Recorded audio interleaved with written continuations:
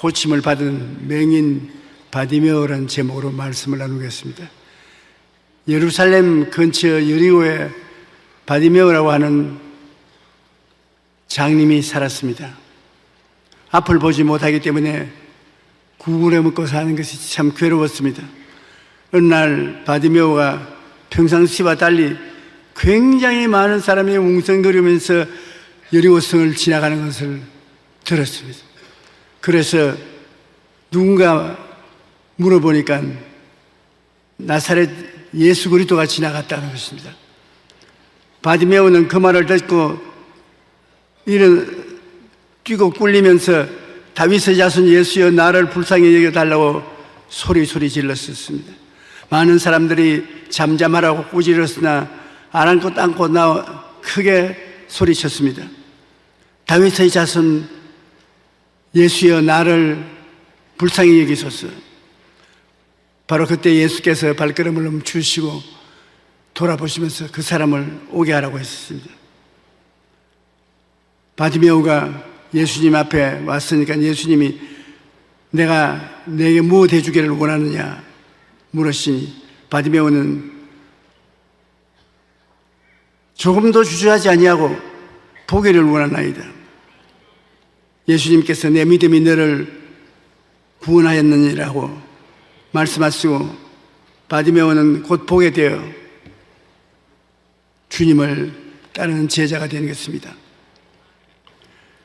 바디메오의 일생을 살펴보면 그는 아버지의 덕에 여리고 성 출입구에 동양할 수 있는 자리를 얻었습니다.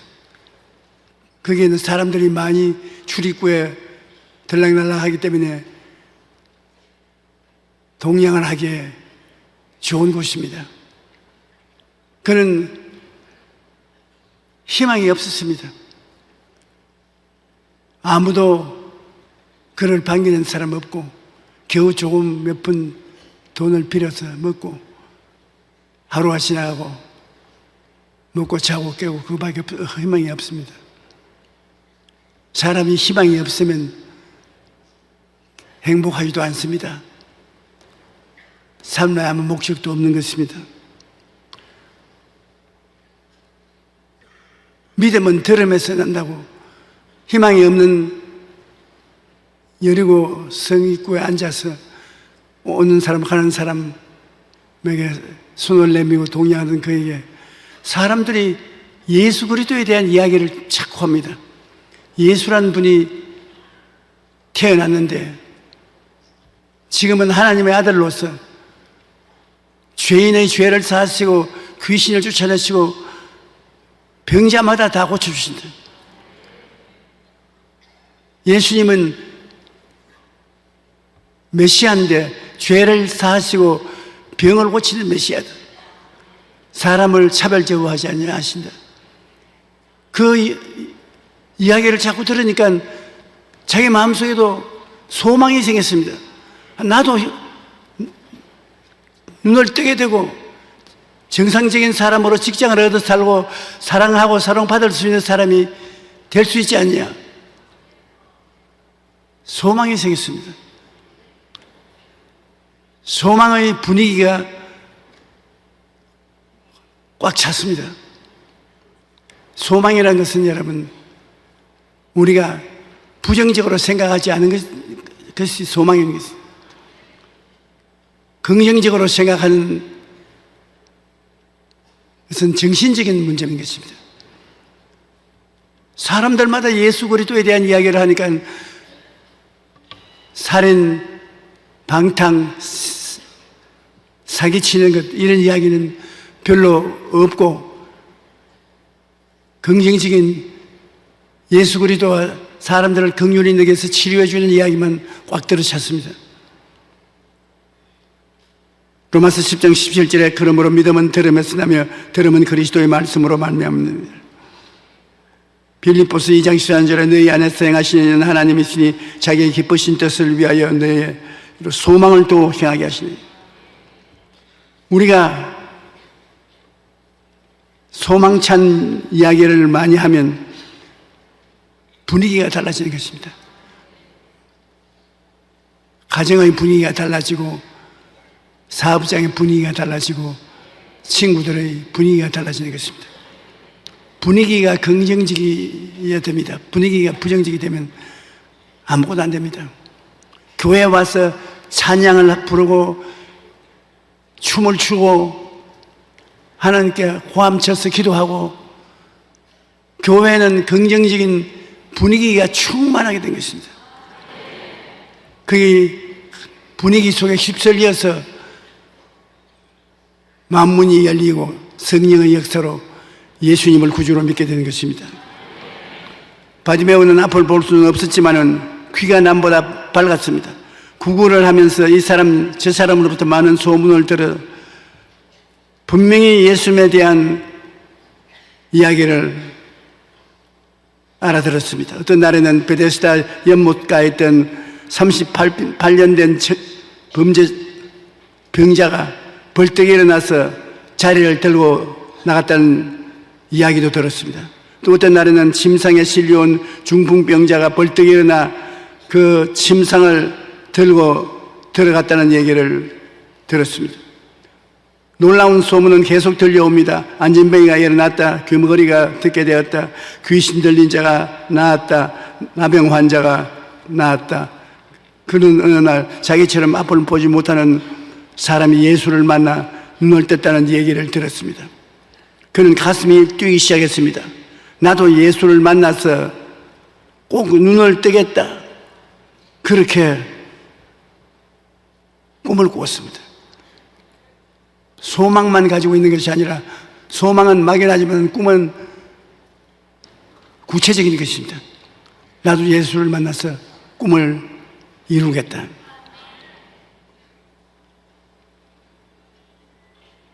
병자들이 나왔던 소문이 들려올 때마다 바디메오의 꿈은 더욱 간절해졌습니다. 이렇게 간절한 꿈을 꾸고 있을 때 주님이 찾아와서 만나게 된 것입니다.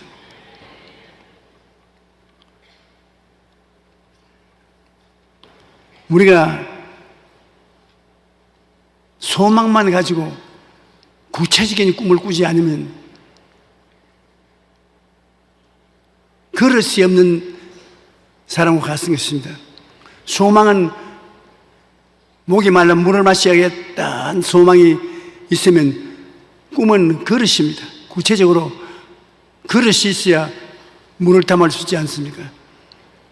많은 목사들 교회 성장에 가면 큰 교회를 세워서 목회를 하겠다는 소망이 있습니다만 구체적으로 나는 어떻게 해서 큰 교회를 세우겠다는 꿈이 없습니다. 그러므로 꿈이 없는 백성을 망한다고 꿈이 없이 소망만 가지고 있어서는 세월이 지나가지만 하나님이 도와줄 수가 없습니다. 저는 목회할 때 그렇게 하지 않았습니다. 처음부터 시작해서 300명 꿈을 안고 몸부림을 칩니다. 그 그릇에 하나님이 보내신 영혼이 차지는 것입니다. 그 다음 500명, 그 다음에 1000명, 10,000명, 50,000명, 100,000명 이렇게 그릇이 있어야 하는 것입니다. 내 입을 넓게 열라 내가 채우라. 입은 내가 열고 채우는 것은 주님이 채우는 것입니다. 그러므로 기도하고 꿈을 분명히 하는 게 참 중요합니다. 그건 바디메오는 소망을 넘치게 얻어서 소망의 도움으로 마음속에 꿈을 가지기 시작하는 것입니다. 나도 봐야 되겠다. 나도 눈이 열려 봐야 되겠다. 여러분께서 교회에 와서 목사님 설교를 듣고 성경을 읽음으로 소망이 없는 사람은 소망을 가져야 되는 것입니다. 소망이 있는 사람은 할 수 있다, 하면 된다, 해보자 하는 그 소망이니까 하나님 할 수 있습니다. 일해보십시다. 하나님이 성령으로 젊은이에게는 환상을, 늙은이에게는 꿈을 내어주는 것입니다. 환상과 꿈이 들어오면 하나님이 성령을 보내셔서 그 그릇을 채워주시는 것입니다. 나사렛 예수란 말을 듣고 바디메오는 다윗의 자손 예수여 나를 불쌍히 여기소서 고함을 치니까 얼마나 고함을 치는지 옆에 사람들이 고막이 떨어져 나가는 것 같습니다. 밀치고 야 이놈아 앉아라.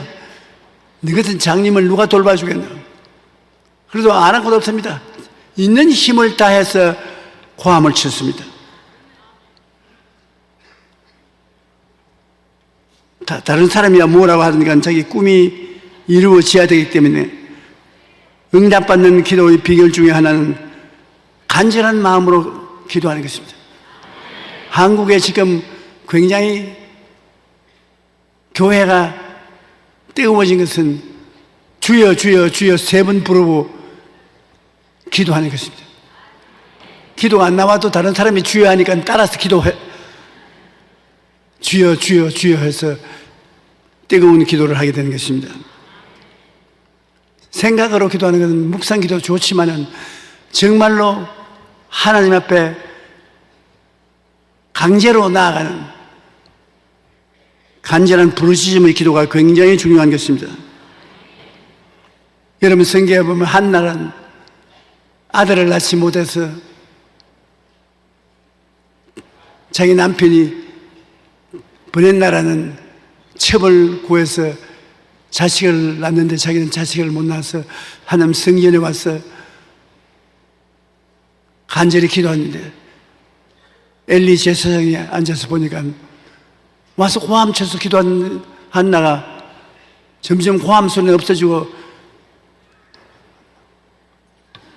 입만 덜썩거립니다. 이 여자가 술을 많이 먹었구나. 술을 끊쳐라. 술 취해서 하나님의 전에 들어오지 마라. 그러니까 한나가 제사장 할아버지, 내가 술을 먹고 기도를 하는 것이냐. 내 마음이 너무 간절해가지고서 혀가 묶여서 말이 안 나옵니다.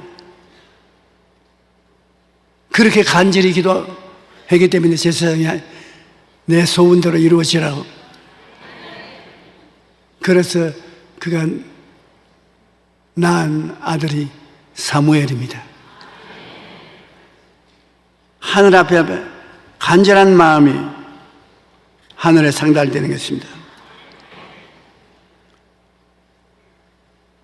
간절한 마음도 플러스 되는 것은 있는 힘을 다하여 부르짖는 것입니다.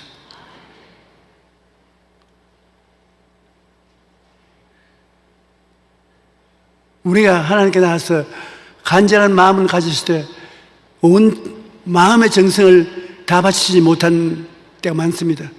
기도문에 가서 금식하고 고함을 쳐야 돼요. 하나님께서는 그런 기도를 무시하지 않는 것입니다.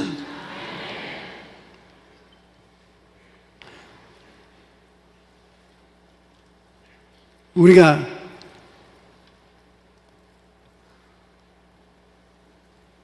힘을 다해서 기도를 할 때 자기의 속에 있는 창자가 밖으로 나오는 것 같은 그런 기분인 것입니다. 제가 오늘 주일날에 아닌 부흥회하는 같은 기분이 생겨서 정신이 왔다 갔다 합니다.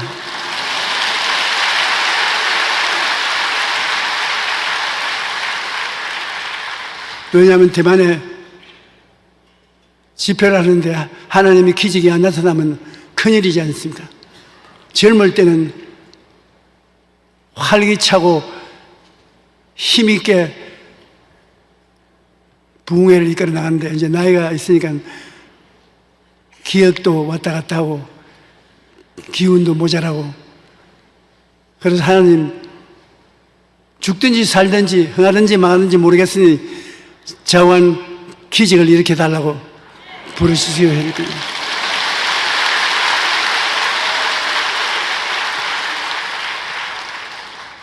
조금만 더 있었으면 더 큰 기적을 볼 수 있을 믿음이 임했어요. 그런데 그 기적이 오늘 서울로 와야 되겠는데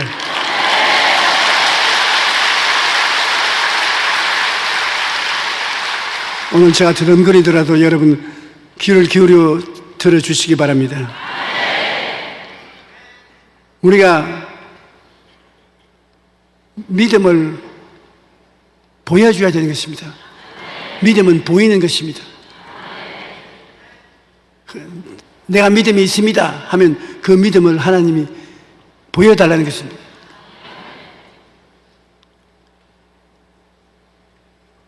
이 바디메오가 자기 믿음을 예수님께 보여준 것은 주님이 오락하니까 겉옷을 벗어서 던져버리고 뛰어간 것입니다. 사람들마다 바디메오야 너 겉옷을 그러나 아랑곳 하지 않고 벌써 던졌습니다. 그 겉옷은 왜 중요하면 길목이 좋은 출입구에서 구걸을 할 수 있는 허락 증서인 것입니다. 정부에서 그 옷을 특징 있는 게 주어서 좋은 자리에서 구걸을 할 수 있는 것입니다. 바디메오는 그 옷이 직자인 것입니다. 그런데 예수님께 나가면 더 이상 구걸하지 않고 산다는 확실한 믿음이 있었기 때문에 그것을 벌써 던져버렸습니다. 그 도시야말로 그의 세상 목록의 제1호고 비 오면 우비도 되고 추우면 외투도 되고 잠잘 때는 이불도 되고 그 하나는 그에게 절대적으로 놓을 수 없는 것인데 예수님께 나갈 때 예수님께 나가면 자기 인생이 달라져서 다시 여리고의 출입구에 앉아서 구걸도 하지 않을 것이고 저 구걸 그렁뱅이의 허가 쓰인 저 옷도 입지 않을 것이라 뛰어오니까 모든 사람이 다 놀랐습니다. 그런데 예수님은 그 믿음을 보고 무엇 해주기를 원하냐 보기를 원합니다. 내 믿음이 너를 구원하시니 볼지어다. 눈이 열리고 보게 된 것입니다. 믿음은 하나님 믿음이 있느냐 없느냐 알아보고 축복하는 것입니다. 언제나 주님이 내가 너를 고쳐주다는 말 안 합니다. 내 믿음이 너를 구원하였으니 편안히 가라고 말했습니다. 노아가 방주를 준비할 때 그때는 비를 본 적이 없습니다. 비가 안 내린 시대였습니다. 그런데 하나님께서 노아에게 세상에 홍수를 주겠다고 하니까 곧장 가족들이 홍수를 면할 방주를 만들었습니다. 하나님 보니까 정말 하나님 말씀만 믿고 홍수를 본 적도 없는데 그 방주를 만들어서 홍수가 왔을 때는 그 방주에 피신해서 살 수 있었던 것입니다. 나의 의인은 믿음으로 말미암아 살리라. 또한 뒤로 물러가면 내 마음이 그를 기뻐하지 아니하리라. 하나님이 말씀하시면 그 말씀을 받아서 실천을 하지 어렵다고 해서 하는 일을 포기해서는 안 되는 것입니다.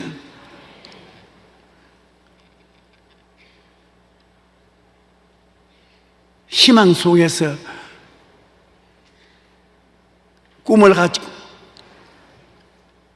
일어나서 믿음으로 주님께 나오면 주님은 그 믿음을 보여주기를 원하는 것입니다. 무엇을 해주기를 원하냐. 그래서 그 믿음을 보여줘야 돼요. 아브라함이 하나님을 믿느냐 믿지 않느냐 그것이 정하기 위해서 아브라함아 너 아들 이삭을 모리아산에 제물로 드리라. 보통 사람 같으면 하나님이 약속해서 준 아들을 제물로 드리려면 어떻게 하는 것입니까? 못하겠습니다. 그렇게 할 것입니다.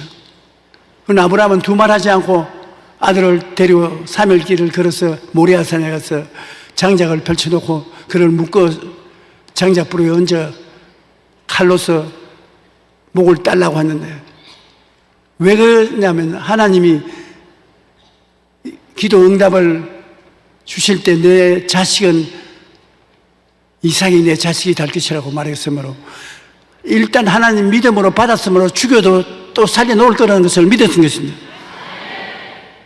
하나님이 축복해 주신 아들을 제물로 드리면 하나님이 또다시 잿더미 속에서 일으킬 것을 믿었기 때문에 스슴치 아니하고 그걸 제물로 드리려고 한 것입니다.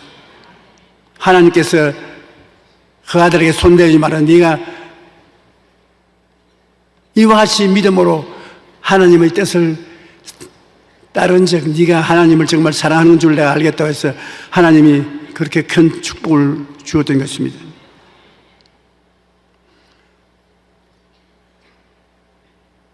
우리가 성경에 보면은 12회를 혈루병 앓은 여인이 혈루병에서 고침을 받은 것도 그가 군중 뒤를 파헤치고 가서 예수 그리스도의 옷자락을 붙잡았다는 행함이 있는 믿음인 것입니다. 주님은 그것을 보시고 내 믿음이 너를 구원하시니 평안히 가라고 하는 것입니다. 또 그들이 두로와 시돈 지역을 갔을 때 한 여자가 고함고함 치면서 따라왔습니다. 왜 따라오냐?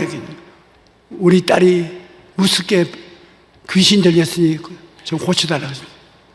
예수님께서 나는 지금은 유대인을 위한 때이기 때문에 이방 개에게는 고쳐주지 못한다고. 그러니까 주님이시여, 개들도 애들의 밥상에서 떨어지는 부스러기는 먹습니다.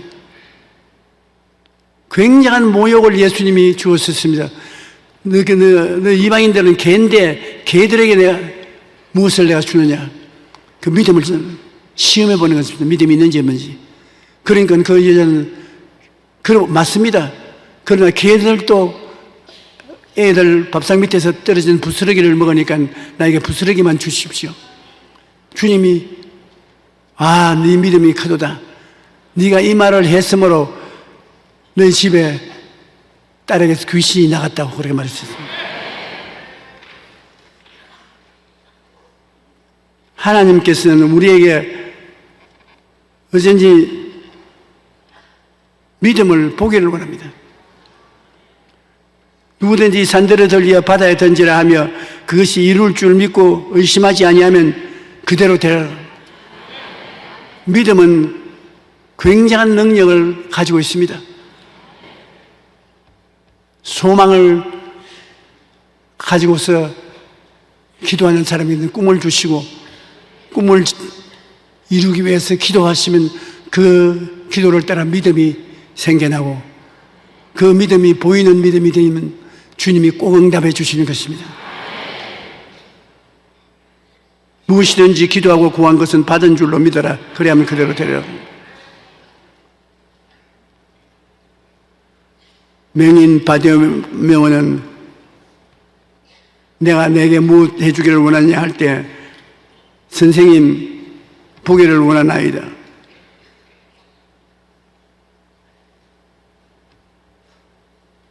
주님께서 그 행함이 있는 믿음을 보고 고쳐주었고, 예수님이 한번 집에 들어갔는데 맹인들이 집에 따라 들어왔습니다.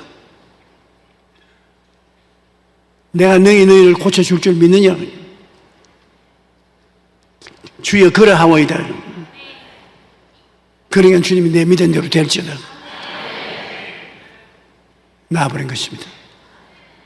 여러분이 오늘 이 시간 주님 앞에 꿈을 가지고 믿습니다를 하면은 주님이 여러분에게 응답을 주시는 것입니다.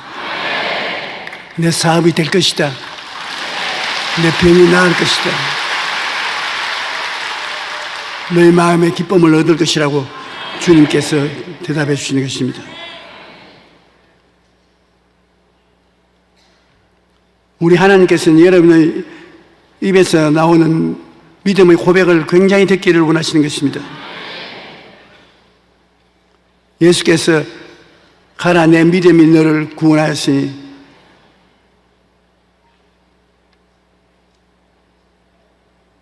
보람은 눈이 생기고 서람은 다리가 생겨나고 죽은 자도 일어나라면 일어났는 것입니다. 저와는 우리가 하나님 앞에서 소망을 가지고 구체적인 꿈을 꾸고 기도해서 믿음을 가지고 있으면 사람이 상상할 수 없는 기적의 역사가 생겨나는 것입니다. 조지 뮬러는 독일 사람인데 영국으로 건너가서 빈손 돌고 고아들을 돌보기 시작했는데 2,000명이 넘는 고아들을 먹이고 입히고 학교 교육까지 다 시켰습니다. 그는 말하기를 이 땅에는 단 한 가지 빈곤이 존재하는데 그것은 기도의 빈곤밖에 없다는 것입니다. 기도할 수 있는 이상 하나님이 도와주심으로 빈곤은 없다고 말한 것입니다. 또 믿음의 기도를 하는 사람은 믿음으로 산을 옮깁니다.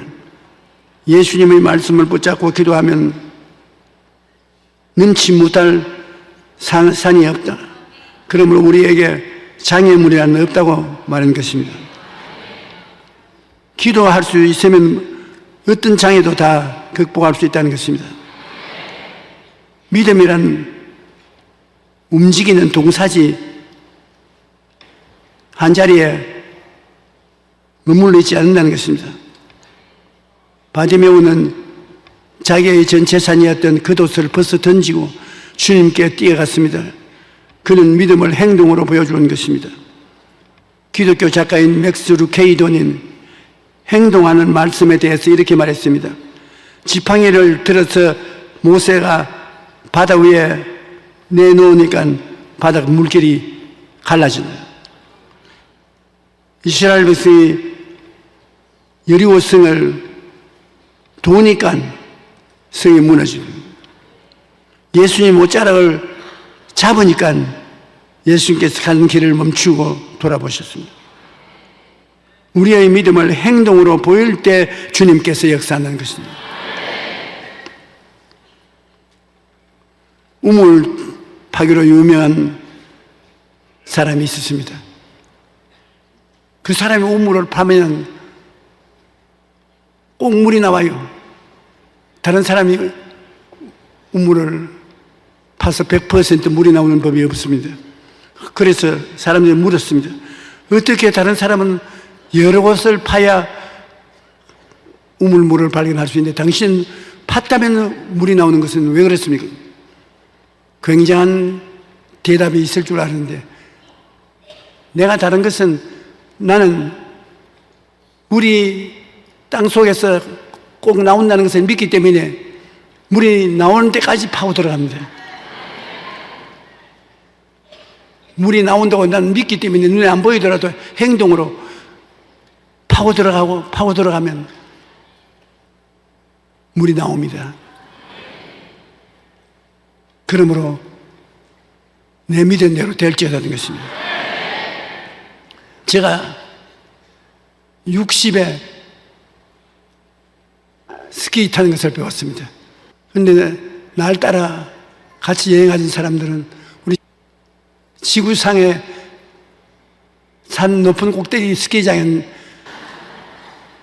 그런데 저는 왜 안 부러졌냐면 지금 믿음으로 스키를 탔기 때문이에요. 안 부러졌습니다. 무슨 믿음이냐 하면 주님이 있어요. 오늘 내 다리가 부러지면 오늘 지금 부흥회를 못합니다. 주님이 날 지켜주십시오. 그러고 난 다음 저는 꼭대기에서 출발을 하면은 다른 말 안 하고 주님 살려주십시오. 살려주십시오. 주님 살려주십시오. 주님이 같이 계시니까 안 넘어지고 다리가 안 부러져요. 이 세상에 무엇인지 주님과 같이 하면 아름답게 이루어지는 것입니다. 주님은 우리와 같이 하기를 원하시는 것입니다. 주님의 기적은 언제나 우리의 믿음의 그릇을 채워주는 것입니다. 행함이 없는 믿음은 죽은 믿음입니다. 행함이 있는 믿음이 기적의 그릇인 것입니다. 예수님께서 마르다야 내가 믿으면 하나님의 기적을 보리라고 하지 않냐고 주님이 호통을 친 것은 꿈과 믿음은 그릇입니다. 그릇 없이 하나님께 아무리 구해도 받지 못합니다. 여러분, 우리의 온갖 구하는 것이나 생각하는 것이 넘치도록 능히 할 하나님께서 오늘 여러분 생애를 들여다보고 있습니다. 여러분 희망이 있지요? 말씀이 있으면 희망이 있는 것입니다. 성경은 우리에게 준 희망의 보따리인 것입니다. 말씀을 읽어서 마음에 부정적인 생각을 다 제껴버리고 난 다음에 하나님 기도하면 여러분 분명한 꿈이 생기는 것입니다. 하나님이 네 꿈이 뭐냐? 하나님 대학에 들어가는 것입니다. 내 꿈은 뭐냐? 나는 시집 가는 것입니다. 내 꿈은 뭐냐? 난 장가 되는 것입니다. 왜 그러냐면 저에게 시집 가게 해달라, 장가 가게 해달라는 편지가 많이 옵니다. 그 꿈을 하나님 앞에 내놓아야 되는 것입니다. 그러고 난 다음 믿음으로 하나님 기다리고 있으면 여러분이 그릇이 있으면 반드시 그릇이 채워지는 것입니다. 그릇이 없이 부르시려면 10년을 부르셔도 소용이 없습니다. 그러나 여러분 마음속에 분명한 꿈이 있고 그것을 믿고서 흔들리지 않고 기도하면 하나님은 오늘날 또 여러분에게 응답해 주시는 것입니다.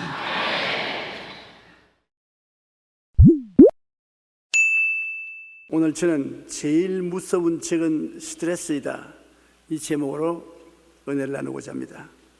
오늘 인간이 당하는 치명적인 병, 즉 각종 암, 뇌졸중, 심근경색, 가지가지 소화기관의 병들이 스트레스에 의한 것이라고 의사들은 말합니다.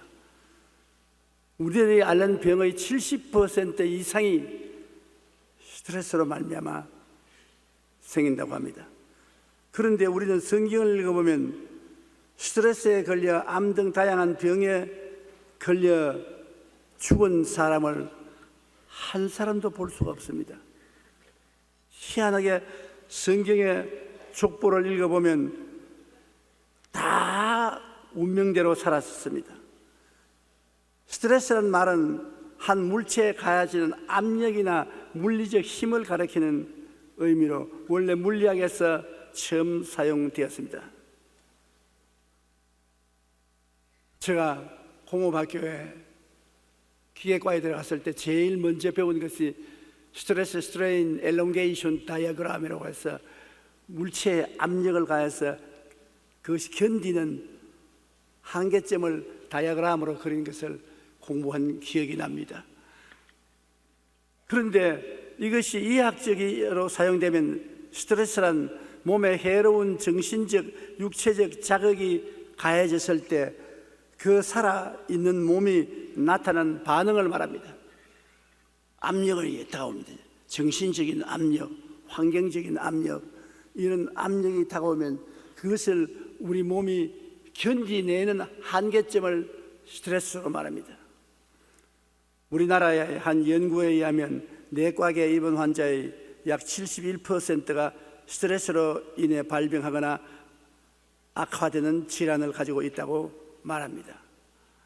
스트레스는 신경내분비계의 변화를 일으키고 자율신경계의 이상, 면역력 저하 등을 일으켜 대부분 나쁜 질환에 영향을 미친다고 합니다. 스트레스가 계속 쌓이면 사람들은 우선 피로감이나 불면증이나 수면 과다, 식욕 저하 등 두통, 가슴 답답한 등의 신체 증상을 나타냅니다. 또한 불안, 우울, 짜증, 집중력 저하, 의욕 저하와 같은 정신적인 증상들이 나타나 이러한 현상이 심해지면 사회생활에 적지 않는 지장을 받게 되는 것입니다. 이처럼 오늘날 인간이 당하는 치명적인 병들은 거의 대부분이 스트레스에 의한 것입니다. 그러나 성경에는 스트레스로 인해 가지각색의 병에 걸려 죽었다는 기록을 찾아볼 수가 없습니다.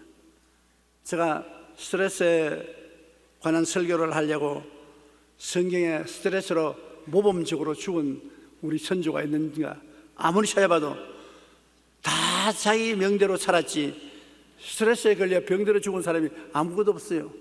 암이 걸렸다, 관절염이 걸렸다, 폐병이 걸렸다, 병이 걸려서 죽은 사람이 한 분도 없습니다. 그러니 성경에 있는 우리 조상들은 새 스트레스를 받지 않았다는 것을 말하는 것입니다. 왜 스트레스에 걸립니까? 그냥 살면 되었지 왜 스트레스는 왜 걸려요? 우리가 살면서 여러 가지 어려운 시련과 환난과 고통을 당합니다. 그게 과도히 두려워하고 낙심할 때 그것이 우리에게 스트레스가 됩니다. 그러므로 예수님을 잘 믿고 기도를 많이 하는 사람은 상당히 스트레스를 견뎌낼 수 있습니다. 그러나 신앙이 없고 하나님을 의지하지 않으면 인간의 힘으로는 받침의 때 힘이 약해서 무게가 누르면 찌부러지고 마는 것입니다. 욥기 3장 25절에 보면 욥이 환경에 시련을 겪어서 재산 다 잃어버리고 자식들 다 죽고 부인이 저주하고 집을 떠나고 자기는 전신에 몸에 병들었습니다. 그가 탄식하기를 내가 두려워하는 그것이 내게 임하고 내가 무서워하는 그것이 내 몸에 미쳤구나. 그는 우연히 그 병이 걸린 것이 아니라 평소에 그런 병이 올까 굉장히 무서워하고 두려워했다는 것입니다. 정신적인 스트레스를 받고 있었다는 것입니다. 왜 그런 스트레스를 받았는지 알지 못하겠지만 벌써 욥은 그런 굉장한 스트레스를 받고 있었는데 그것이 자기 생활 속에 그대로 이루어졌다고 말하는 것입니다. 문제의 심각성에 압도당하고 좌절하는 것입니다. 어떤 문제가 되면 그 심각성이 너무 크기 때문에 자기로 감당을 못합니다. 자기로서 도저히 그 어려운 염려, 근심, 불안, 초조, 절망 감당하지 못하니 그로 말미암아 쓰러지는 것입니다. 뇌일열이 걸리고 심장마비가 걸리고 위병이 걸리고 불안신경증이 걸리고 잠을 못 자고 쓰러지고 마는 것입니다. 여기에 엘리야 보십시오. 엘리야는 구약시대 최고의 선지자인 것입니다. 하나님이 불수레를 태워서 죽지 않고 하늘에 데리고 갈 정도의 위대한 인물이었습니다. 그런 엘리야도 문제의 심각성에 압도당할 때 좌절하고 낙심하고 스트레스에 걸려서 죽기를 원했습니다. 엘리야가 보통 사람 같았으면 자살했을 것입니다. 엘리야는 바알의 선지자 450명 그들과 경쟁을 했습니다. 바알의 선지자들이 이스라엘 백성들에게 바알을 신봉하게 함으로 야훼를 배반하고 반역함으로 하나님께서 진노하사 3년 6개월 동안 비가 오지 않게 했습니다. 그래서 이스라엘은 완전히 가뭄으로 불탈 정도가 된 것입니다. 그래서 바알이 왕성할 때 하나님의 종 엘리야가 그 바알 선지자들을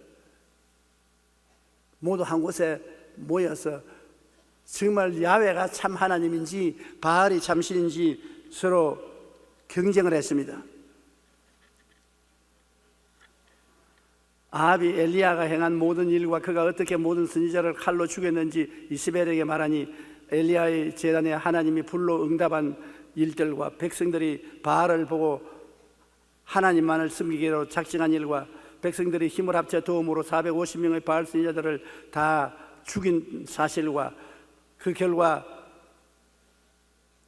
엘리야가 기도하니까 갈멜산에서 하나님이 응답하셔서 비를 주셨다는 이야기를 자기 아내 이세벨에게 아합이 이야기를 다 하니까 이세벨이 분도 막심해서 내일 이맘때 내가 되기 전에 이 엘리야를 죽이겠다. 살아서 못 나간다. 이런 위대한 일을 한 엘리야가 마음을 놓고 있을 때 이세벨의 협박과 공갈을 들으니까 그만 무너졌습니다. 그러므로 자신할 사람이 아무도 없어요. 마음의 긴장을 놓고 있을 때 갑자기 굉장한 협박과 공갈을 당하니까 엘리야가 그 협박과 공갈에 견디지 못하고 일어나서 도망을 치고 거기에서 종을 두고 하루길을 걸어서 더 깊은 광야로 들어가서 로렌나무 밑에 앉아서 죽기를 원했습니다. 이세벨이 사신을 엘리야에게 보내어 이르되 내가 내일 이맘때에는 반드시 내 생명을 저 사람들 중 한 사람의 생명과 같게 하리라. 그렇게 하지 아니하면 신들이 내게 벌 위에 벌을 내림이 마땅하니라 한지라. 이 말을 듣고 무서워하고 두려워했습니다. 무서움과 두려움은 우리의 마음속에 굉장한 스트레스가 되는 것입니다. 엘리야 같은 위대한 사람도 심한 스트레스를 당하니까 죽기를 원했었습니다. 근데 우리같이 평범한 사람이야 스트레스 당하면 살 희망이 다 없어지고 자살하려고 하는 사람들이 생기는 것은 당연한 이치인 것입니다. 우리 오늘날 인생이 경험하는데 가장 참기 어려운 것이 스트레스인 것입니다. 스트레스는 우리의 모든 희망과 용기를 다 빼앗아가고 마는 것입니다. 좌절하고 절망하게 만드는 것입니다. 사람들은 자신에게 어떤 문제가 발생하면 그 문제의 심각성에 압도당하고 좌절합니다. 이로 인해 사람들은 스트레스에 걸려 육체적, 정신적 고통을 당하게 됩니다. 이러한 스트레스가 지속되면 사람들은 자신의 생명조차 끊어버리려는 큰 위기를 맞게 되는 것입니다. 그런데 성경에 보면 예수님은 그렇게 함정을 받아도 스트레스를 받지 않았었어요. 바리새인 교인, 사두개 교인, 교법사들이 끊임없이 따라다니면서 압력을 가하고 로마의 정권이 끊임없는 위협을 가했었습니다. 그는 먹고 자고 사는데도 정처가 없었습니다. 그렇게 많은 괴로움을 겪어도 예수님은 스트레스에 안 걸렸습니다. 예수님은 어떻게 스트레스 안 걸리고 살았으면 나 같으면 스트레스 걸렸을 것인데, 주님은 스트레스에 안 걸리는 방법을 말해줍니다. 주님은 무엇을 어떻게 했기에 스트레스 안 걸립니까? 내게만 좀 말 좀 해주십시오. 내가 우리 성도들에게는 비밀로 할 테니까 내게만 좀 말씀해 주십시오. 아마 주님이 싱긋이 웃으면서 말할 것입니다. 욕심이 없으면 스트레스에 안 걸린다? 아니, 주님 그렇게 간단합니까? 간단하다. 욕심이 있으니까 스트레스에 걸리지 욕심이 없으면 결코 스트레스에 걸리지 않는다. 야고보서 1장 14절로 15절에 오직 각 사람이 시험을 받는 것은 자기 욕심에 끌려 미혹됨이니 욕심이 잉태한 즉 죄를 낳고 죄가 장사한 즉 사망을 낳느니라. 지위, 명예, 권세, 돈 무엇이니 내가 가지고 있는 것이 빼앗기면 어떻게 하느냐? 나보다 더 강한 자가 와서 나를 밀쳐내면 어떻게 할 것이냐. 마음에 욕심이 생기면 그것을 얻기 위하여, 그것을 지키기 위하여 마음에 부담을 느끼고 스트레스를 느끼게 되는 것입니다. 디모데전서 6장 9절에 부하려 하는 자들은 시험과 올무와 여러 가지 어리석고 해로운 욕심에 떨어지나니 곧 사람으로 파멸과 멸망에 빠지게 하느니라. 욕심에 떨어지면 파멸과 멸망에 빠집니다. 마음에 욕심 없이 어떻게 삽니까? 그러니까 전혀 욕심 없이는 못 살 것 아닙니까? 적당한 욕심을 가지는 것입니다. 너무 큰 욕심을 가지지 말고, 또 전혀 욕심이 없어 이만 딱 벌리고 이렇게 앉으시면 그것도 또 큰일입니다. 그건 나쁜 욕심이 아니고 좋은 욕심은 가져야 되는 것입니다. 그러나 무엇인지 과도한 것은 문제가 되는 것입니다. 일반적으로 인간에게는 오욕이라고 하는 5가지 욕구가 있습니다. 식욕, 생욕, 제욕, 명예욕, 수면욕구 등이 그것입니다. 여기에는 인간의 원초적 본능인 식욕이나 성욕, 물욕 등이 모두 포함되어 있습니다. 인간은 살아가면서 누구나 오욕을 채우려고 합니다. 그것은 인간의 자연적인 본성입니다. 그런데 그 정도가 지나치면 탐욕이 되고 마는 것입니다. 그냥 욕심은 괜찮은데 탐욕이 되면은 스트레스를 받게 되는 것입니다. 보통 욕심이야 다 가지고 있죠. 그러나 탐심이 들어오면 탐욕이 되는 것입니다. 그러면 나쁘게 됩니다. 마음을 비우고 욕심을 버리며 주어진 것에 감사하면 기쁨과 평안뿐 스트레스에 걸리지 않는다고 한 것입니다. 미국의 미시간 대학교의 스테파나 브라운 박사는 인간의 욕심과 수명에 관해 연구를 했습니다. 연구 결과에 의하면 욕심이 많은 사람들의 사망률이 욕심이 적은 사람의 사망률보다 거의 3배 더 많은 것으로 나타났습니다. 욕심이 적은 사람은 평안하게 있으니까는 오양육부가 긴장하지 않지요. 그런데 욕심이 많은 사람은 오양육부가 다 눌려서 잠도 못 자고 고통을 당하니까 빨리 죽을 것은 당연한 일인 것입니다. 욕심 많은 사람에게 시집도 가지 말고 장가도 가지 마세요. 빨리 죽습니다.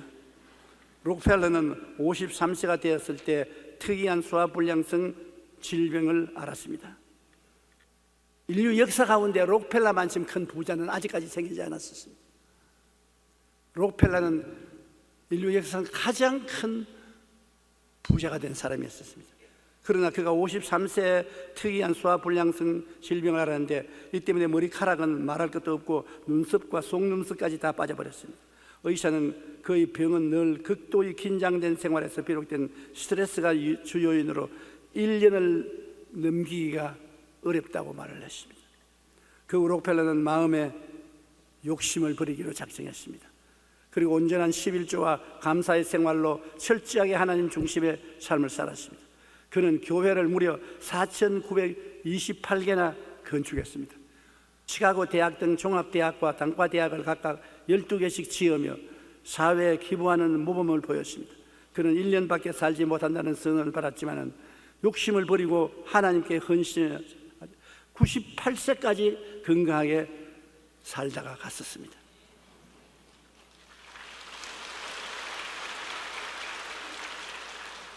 탈무드에는 성자의 주머니 속에는 꿈이 있고 패자의 주머니 속에는 욕심이 있다고 말했습니다. 꿈과 욕심은 다릅니다. 과도한 욕심으로 인한 스트레스는 몸과 마음을 병들게 하지만 마음의 욕심을 버리고 자신이 가진 것으로 이웃에게 나누어 주고 베풀 때 건강뿐만 아니라 더욱 풍성한 은혜와 축복의 삶을 살 수 있게 되는 것입니다. 그렇기 때문에 우리 교회 성도 여러분, 사랑과 행복 나누기 운동에 참여해서 우리가 가진 조그마한 사랑과 행복을 나누면 그만큼 수명도 길어지는 것입니다. 우리의 살고 죽는 고난은 하나님의 손에 있습니다. 또 그뿐 아니라 모든 것을 맡길 수가 있어야 되는 것입니다. 우리가 스트레스에 안 걸리려면 모든 것을 맡겨야 돼요. 수하고 무거운 짐을 내 어깨에 걸머지는 것, 내가 거기서 찌부러질 때 그 짐을 다른 사람에게 맡기면 나는 가벼워지지 않습니까? 인생의 짐을 주님께 맡길 수가 있어야 되는 것입니다. 그런데 그 짐을 맡긴다는 것이 그렇게 쉽지 않습니다. 마태복음 11장 28절에 수고하고 무거운 짐진 자들아 다 내게로 오라 내가 너희를 쉬게 하겠다고 주님이 말씀하셨고, 시편 68편 19절에 날마다 우리 짐을 지시는 주라고 말하십니다. 날마다 우리의 짐을 지기를 원하시고 너희 염려를 다 주께 맡기라 이는 그가 너를 돌봐주신다고 말하셨습니다. 하나님께서는 내가 너 짐 때문에 죽었는데 왜 내가 다 청산한 것을 내가 걸머지고 야단 법석을 떠느냐, 그렇게 말합니다.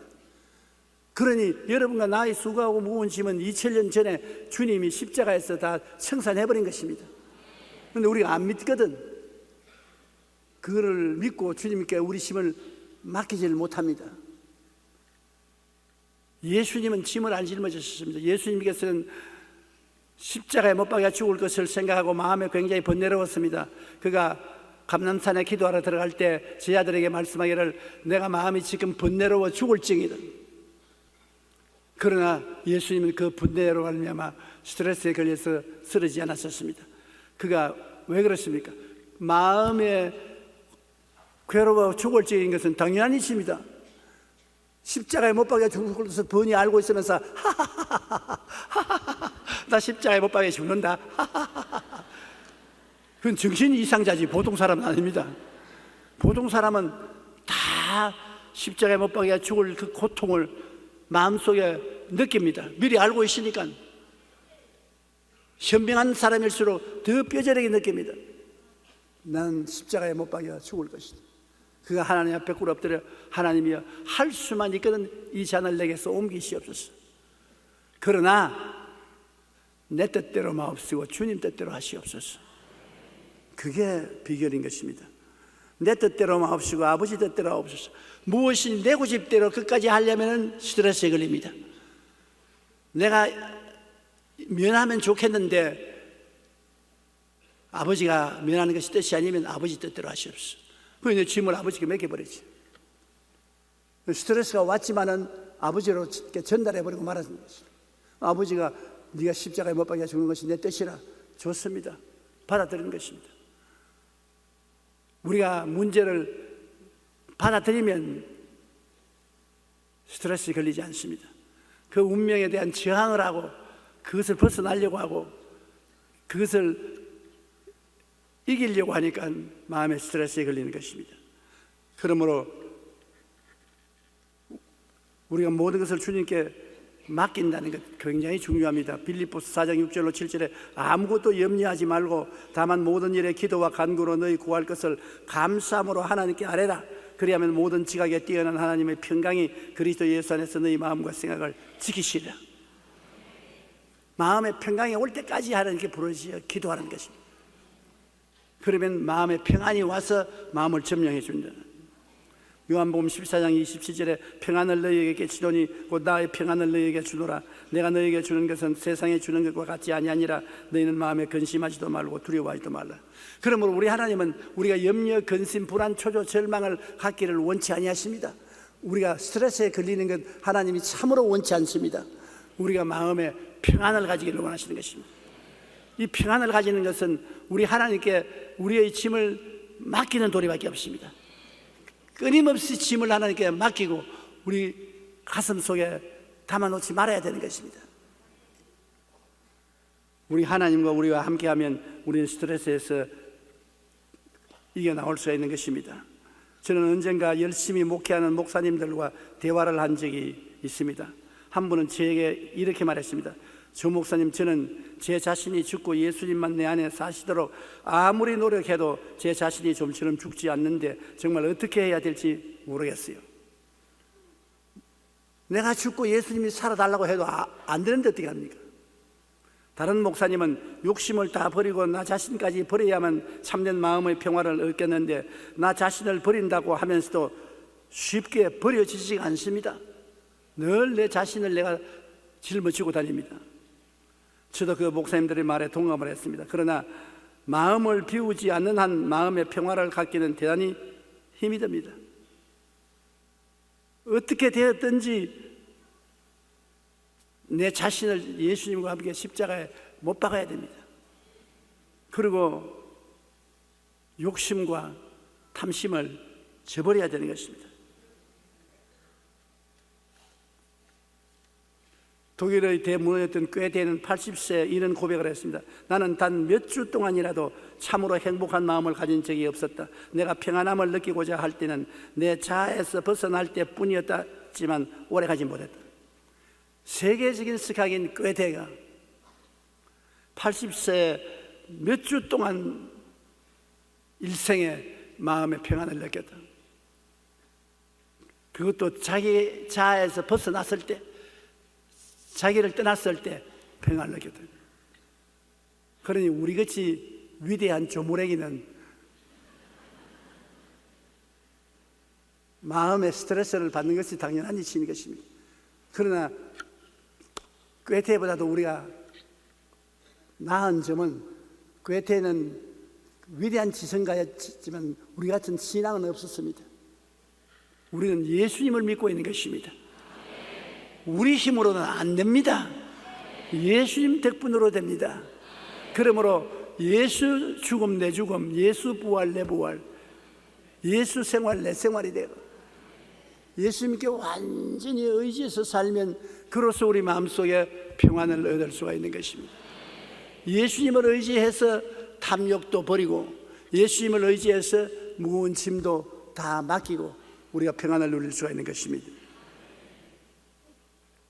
우리가 스트레스에 걸리지 않으려면 욕심을 버리고 마음을 비워야 하는데 예수님은 이 세상에 사시면서 전혀 스트레스에 들지 않으셨습니다. 왜냐하면 예수님은 추호도 욕심이 없으시고 오직 아버지의 뜻에만 복종하고 아버지의 뜻에 모든 것을 맡겼기 때문에 주님은 스트레스에 걸리지 않았었습니다. 그런데 엘리야는 스트레스에 걸렸습니다.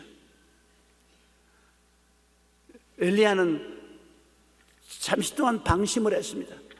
이제 바알 선지자들과 싸워서 이기고 그들을 다 450명이나 잡아서 죽이고 비가 오지 않은 이스라엘에 기도해서 비를 오게 하고 했으니 이제는 안심하고 이스라엘 백성들을 주께로 이끌어 나갈 수가 있다고 생각했었습니다. 그것이 방심이었습니다. 방심을 하고 있을 때 스트레스가 기습을 들어와서 그는 완전히 자신을 잃어버리고 말았던 것입니다. 그렇게 위대한 선지자가 아무도 만나지 아니하고 광야로 도망을 쳐서 오르다나무 밑에 들어누워서 죽기를 원했습니다. 요사이 말하면 자살하기를 원했습니다. 주님, 이만하면 되었으니 나 생명 거두어 주시옵소서. 열왕기상 19장 5절로 7절에 로뎀나무 아래 누워 자더니 천사가 그를 어루만지며 그에게 이르되 일어나서 먹으라 하는지라. 본적 머리맡에 숯불에 구운 떡과 한 병 물이 있더라. 이에 먹고 마시고 다시 누웠더니 야훼의 천사가 또다시 와서 어루만지며 이르되 일어나 먹어라. 내가 갈 길을 다 가지 못할까 하노라 하는지라. 광야에서 아무도 만나지 않고 잠만 자고 깨어 먹고 마시고 했습니다. 그런데 여기 보면 천사가 와서 어루만져 주었다.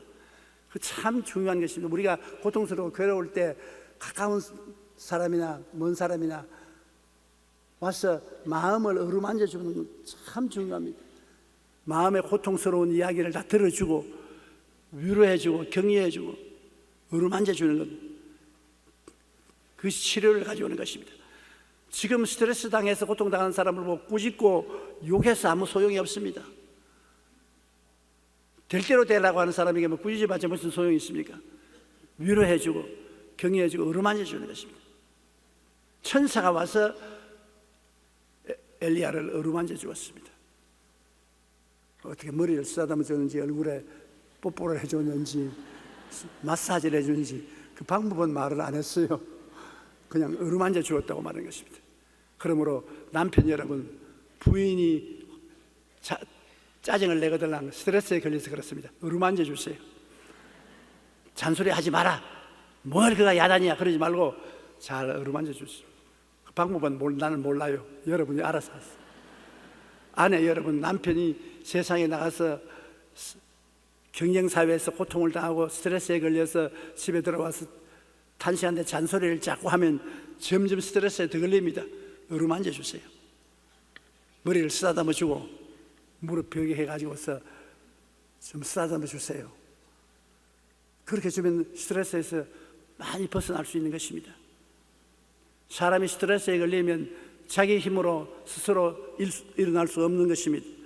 그리고 스트레스에 걸렸을 때 이 성경에는 보니까 먹고 자라는 것입니다. 다른 것도 하지 말고 먹고 또 자고 또 일어나거든 또 먹고 또 자고. 앞으로 스트레스에 걸린 사람에게 금식하고 철야하라고 하지 마세요. 그럼 더 스트레스에 걸려요. 스트레스에 걸리거든 집에 데려와서 아주 푸근한 잠자리를 만들어서 자게 하고 맛있는 음식 만들어서 먹고 또 자게 하고 어루만져 주고 그렇게 하면 스트레스에서 회복될 수 있습니다. 고린도후서 1장 4절에 보면 우리의 모든 환난 중에서 우리를 위로하사 우리로 하여금 하나님께 받는 위로로서 모든 환난 중에 있는 자들을 능히 위로하게 하시는 이로다. 위로 굉장히 필요하지 않습니까? 우리가 환난을 당할 때 주님이 와서 위로해 주신다. 요한복음 14장 16절 18절에 내가 아버지께 구하겠으니 그가 또 다른 보혜사를 너희에게 주사 영원토록 너희와 함께 있게 하시리니 그는 진리의 영이라 너희는 그를 아나니 그는 너희와 함께 거하시며 또 너희 속에 계시겠습니다. 내가 너희를 고아와 같이 버려두지 아니하고 너희에게로 오리라. 이 보혜사, 우리 쉬운 말로 말하면 컴포트, 위로자. 우리 예수 믿는 사람에게는 하나님이 위로자를 다 보내어서 보혜사 성령이 우리 속에 와서 계신 것입니다. 우리가 굉장히 괴로울 때는 성령이 우리를 위해서 위로의 역사를 베풀어 주시는 것입니다. 그래서 우리가 고난을 이길 수 있는 힘을 성령을 통해서 많이 얻을 수 있는 것입니다. 그 다음에 스트레스에서 벗어나려면 운동을 하는 것입니다. 운동 중에도 걷는 운동이 제일 좋습니다. 스트레스 해소의 제일 좋은 방법이 조깅인 것입니다. 하나님은 엘리야 보고 브엘세바에서 호렙산까지 걸어가라 했습니다. 약 350km에서 400km 정도 됩니다. 그 길을 걸어가라, 조깅하라, 뛰든지 그냥 걸어가든지 자원 다리로 걸어가라는 것입니다. 운동 중에 제일 좋은 운동이 걸어가는 것입니다. 그러면 뇌가 활성화되고 온몸에 혈액순환이 잘 되어서 스트레스가 사라지고 피로가 없어지고 건강해지는 것입니다. 그러므로 걷는 것이 참 좋습니다. 요사이 스트레스에 너무 걸린 이유는 많이 차 타고 다니기 어졌습니다. 너무 타고 다니고 걷지 않기 때문에 스트레스에 걸리는 것입니다. 그러므로 여러분이 돈이 없어서 자동차 없어서 못 타고 간다고 탄식하지 마십시오. 자동차를 못 타는 것은 건강해지라고 오래 살라고 하나님이 복을 주신 것입니다. 그러므로 걸어 다니면 차 타고 가는 사람 보고 아이고 불쌍하다 이렇게 두 다리를 걸어 다니면 오래 살 것인데 저렇게 차를 타고 다니면 얼마 못 살라고 한다고 그렇게 말할 수 있습니다. 걷는 것이 제일 좋아요. 제가 이제 나이가 먹어가 몸이 참 괴로울 때 종종 병원을 찾아가서 어드바이스를 받는데요. 요사이 의사들마다 만나면 걸으라 합니다. 다른 이야기 없어요. 목사님 걸으시오. 그런데 가만히 살아보니까 걷기만 좀 힘든 것이 없어요. 요사이 걷기가 그렇게 쉽지 않아요. 저는 요 여의도 끝 고군에 내려가지고서 아침에 걷는데 요새는 추워서 걸을 수가 없어요.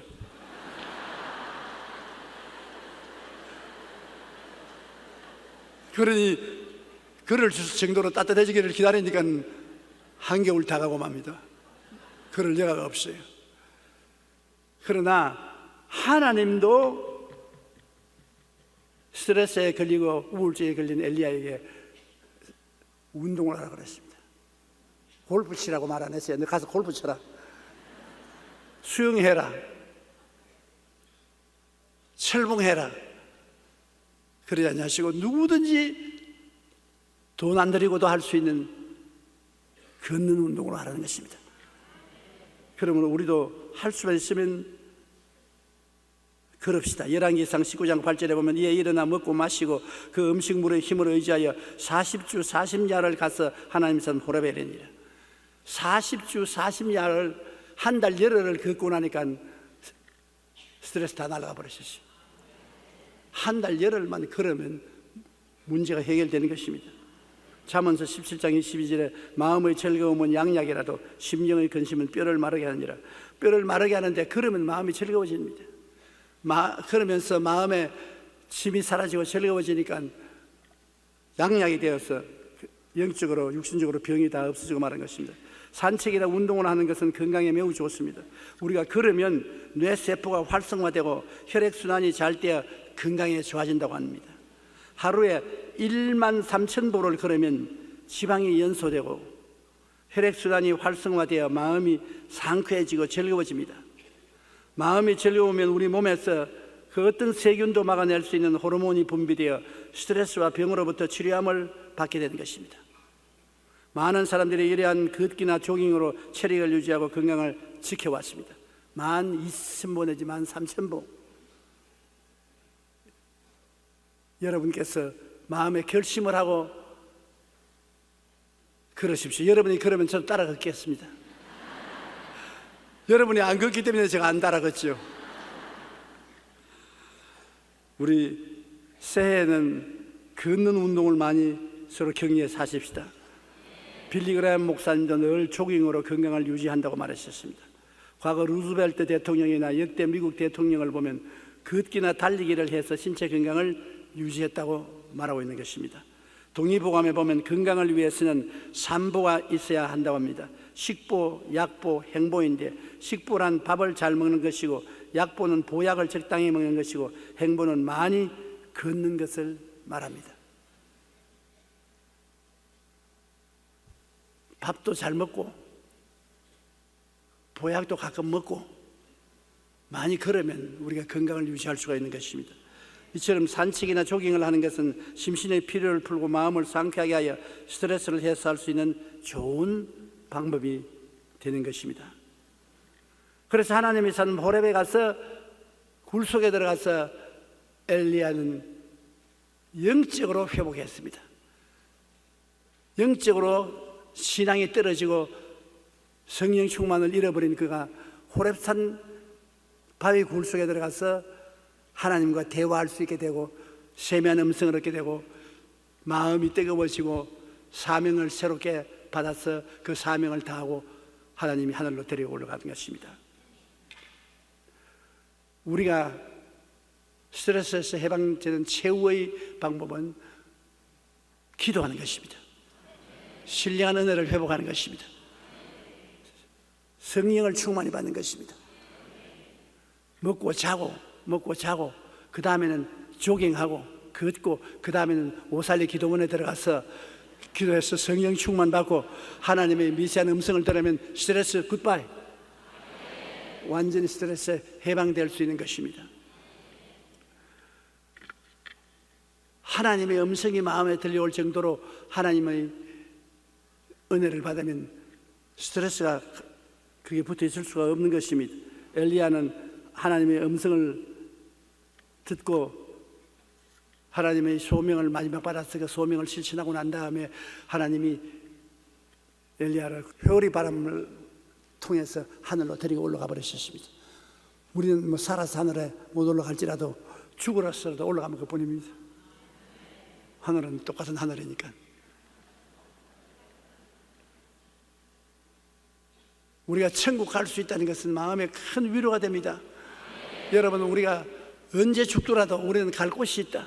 삶의 목표가 있다는 것이 얼마나 좋은지 모릅니다. 삶의 목표가 없는 사람은 나이를 먹어갈수록 방황하고 허덕이는 것입니다. 허무와 무의미에 고통당하는 것입니다. 그러나 우리는 살아갈수록 우리의 목적지가 분명함으로 허무와 무의미에 시달리지 않습니다. 언제 죽더라도 겁은 좀 나지만은 그러나 천당 가는 겁니다. 생수한 곳에 가는데 겁이 안 날 때가 있어요. 그런 걱정할 것 없습니다. 예수님께서 너는 마음에 근심하지 말라. 하나님은 또 나를 믿어라. 내 아버지 집에 있을 곳이 많다고 말씀하셨어요. 주님이 오셔서 우리 손잡고 갈 테이니 두려워할 것 없는 것입니다. 여러분 모두 다 하나님의 백성으로 이 세상에서 스트레스를 이기고 궁극적으로 천국에 가서 하나님의 영광을 누리는 하나님의 자녀 되기를 주님 이름으로 축원합니다. 우리가 성경에 보면 엘리야와 엘리사가 길을 가며 말할 때 불수레와 불말들이 두 사람을 갈라놓고 엘리야가 해오리 바람을 타고 하늘로 올라갔다고 말하고 있는 것입니다. 오늘날 세계는 스트레스 공장입니다. 끝없는 경쟁과 긴장, 불안, 공포, 낙심 등, 그러니 스트레스를 피해서 살아갈 도리가 없습니다. 그러나 주 예수님 삶을 따르면 모든 스트레스에서 벗어날 수 있습니다. 성경에는 이렇게 말하고 있습니다. 오직 야훼를 앙망하는 자는 새 힘을 얻으리니 독수리가 날개치며 올라감과 될 것이요 다른 박질라 해도 곤비치 아니하겠고 걸어가도 피곤하지 아니하리로다. 달려갈지라도, 세상의 일에 쫓겨서 달려갈지라도 곤비하지 아니하며 스트레스에 걸리지 아니하고 걸어가도 피곤치 않다. 여유가 만만해서 시간이 많으면 피곤하지 않습니까? 실정이 나지 않습니까? 그러나 하나님을 앙망하면 여유 만만하게 가도 인생이 피곤하지 않다는 것입니다. 항상 하나님 안에서 영혼이 잘땡없이 범사에 잘되며 강건하고 생명을 얻되 풍성히 얻으며 살아갈 수가 있는 것입니다. 우리는 모두 다 이 스트레스 많은 세상에서 그리스도와 손을 잡고 탐욕을 저버리고 주님께 의지해서 스트레스를 이기고 살게 되시기를 주님 이름으로 축원합니다. 우리 기도드리겠습니다. 살아계신 우리 아버지 하나님, 우리는 스트레스가 꽉 들어찬 세상에 살고 있습니다. 그러나 주님이 같이 계심으로 주님의 은혜에 의해서 탐욕을 버리고 하나님의 축복을 받아 살 수 있고 주님께 수고하고 무거운 짐을 맡김으로 하나님의 능력을 받아서 살 수 있으므로 스트레스를 벗어날 수 있는 생활할 때 감사하고 찬송합니다. 하나님 아버지여, 오늘 이 가운데 스트레스 받은 사람이 있으면 모두 다 예수님께 짐을 맡기게 도와주시옵시고 하나님의 은혜로 스트레스를 이기고 나아가게 도와주시옵소서. 주님의 위로를 받고 먹고 마시고 자고 깨고 함으로 평안을 누리고 우리가 걸어서 모든 필요를 다 털어버리고 새로운 삶을 살아갈 수 있는 우리들이 되고 영적인 성령 충만을 회복해서 하나님의 백성으로서 승리할 삶을 살게 도와주시옵소서. 예수님 이름으로 기도드립니다. 아멘. 오늘 저는 여러분과 함께 체험적인 신앙이라는 제목으로 은혜를 나누겠습니다. 예수님께서 예루살렘의 동구 밖인 베다니에 아침 일찍 나가시는데 시장하셨습니다. 그래서 뭘 먹을 것 있는가 찾으시다가 무화과 나무가 있기에 무화과 나무 밑에 가서 무화과를 찾았습니다. 근데 잎사귀만 무성하고 무화과가 하나도 없어요. 예수님께서 제 아들이 다 보는 앞에서 지금부터 영원히 사람 너희에게 열매를 따먹지 못하리라. 하나님 아들이 무슨 무화과 나무에 열매 없다고 그렇게 화를 내셔서 무화과를 저주했느냐, 그렇게 말할 사람도 있는데 예수님이 그 말을 하신 것은 제 아들에게 믿음에 대한 법칙을 가르치기 위해서 그렇게 하신 것입니다. 제 아들은 무심코 그 이야기를 듣고 그 자리를 떠나갔어요. 이튿날 또다시 예루살렘에서 나와 베다니를 지나가는데 베드로가 보니까 어제 예수님이 저주하신 무화과 나무가 바싹 말라버렸더라고요. 주님, 어제 주님께서 저주하신 무화과 나무가 말랐나이다. 예수님께서 믿음에 대한 위대한 교훈을 하시는 것입니다. 제 아들 보시고 하나님을 믿어라. 진실로 너에게 이르노니 누구든지 이 산들을 명하여 저 바다에 던지라 하고 그것이 이룰 줄 마음에 믿고 의심하지 아니하면 그대로 되리라. 기도하고 구한 것은 받은 줄로 믿어라. 그리하면 그대로 되리라고 말씀하신 것입니다. 여러분, 하나님을 믿기만 하면 태산이 바다로 옮겨갈 수 있는 기적도 일어날 수 있다는 것이니까 놀라운 일 아닙니까? 이거 예수님만 그런 기적을 행한 것이 아니라 제자들 보고 주님께서 그렇게 말씀하는 것입니다. 예수님의 제자가 되면은 산을 명하여 바다에 던지라고 하면 그대로 이루어질 수 있는 믿음을 활용할 수 있다는 것입니다. 그러면 하나님을 믿는다는 것은 관념적인 믿음을 말하는 것이 아닙니다. 오늘날 많은 사람이 믿음에 대한 이야기를 하면은 머릿속에서 믿는 종교적, 의식적, 철학적, 형식적인 신앙을 가지고 말하는 사람이 많습니다. 야고보서 2장 17절에 보면 행함이 없는 믿음은 죽은 믿음이라고, 믿음이라는 것은 결과가 나타나야 되는 것입니다. 믿습니다 하면 믿은 대로 이루어져야 되는 것입니다. 로마서 10장 17절에 믿음은 들음에서 나며 들음은 그리스도의 말씀으로 말미암았느라고, 하나님 말씀을 읽고 믿음이 생겨나면 그 믿음대로 이루어져야만 되는 것입니다. 안 이루어지는 믿음은 믿음이 아닙니다. 체험적이고 실천적이고 기적적인 창조적 변화를 가져오는 그것이 참 믿음인 것입니다. 여러분, 창세기에 창조하시는 하나님을 보십시오. 창세기 1장 2절 5절에 땅이 혼돈하고 공허하며 흑암의 깊음 위에 있고 하나님의 영은 수면에 운행하시니라. 하나님이 이르시되 빛이 있으라 하시니 빛이 있었고 빛이 하나님 보시기에 좋았더라. 저녁이 되고 아침이 되니 이는 첫째 날이라. 하나님 말씀은 열매가 맺어지지 않아요. 마지막으로 보면 하나님이 지으신 그 모든 것을 보시기에 심히 좋았더라. 하나님이 지으신 것은 다 좋은 것입니다. 하나님께서는 빛을 지으시고도 좋다고 말하시고 궁창을 지으시고도 좋다고 말하십니다. 그런데 주님이 지으신 모든 것을 통틀어서 보시고 심히 좋았더라고 말한 것입니다. 그러므로 예수님을 통해서 하나님을 믿은 사람은 그 삶 속에 모든 것이 심히 좋은 결과를 맺게 되는 것입니다. 하나님은 좋은 하나님이시고 하나님이 말씀을 하시면 심히 좋은 일이 일어나는 것입니다. 하나님 말씀을 이 성경에 적어서 우리에게 주셨는데 성령으로 우리가 말씀을 받아서 가슴에 간직하면 심히 좋은 것을 가슴에 간직하게 되고, 우리가 믿고 말로서 선언하면 심히 좋은 것이 일어나는 것입니다. 예수 믿는 것은 좋은 것입니다. 예수 안 믿는 것은 나쁜 것입니다. 마귀는 나쁜 마귀인 것입니다. 예수님은 좋은 예수님인 것입니다. 좋은 예수님 좋은 것 주시고 나쁜 마귀는 나쁜 것밖에 주지 않습니다. 그러므로 우리는 하나님이 믿음을 실천하는 하나님이라는 것을 알고 하나님을 믿으면 우리의 삶 속에 실천이 일어나야 되는 것입니다.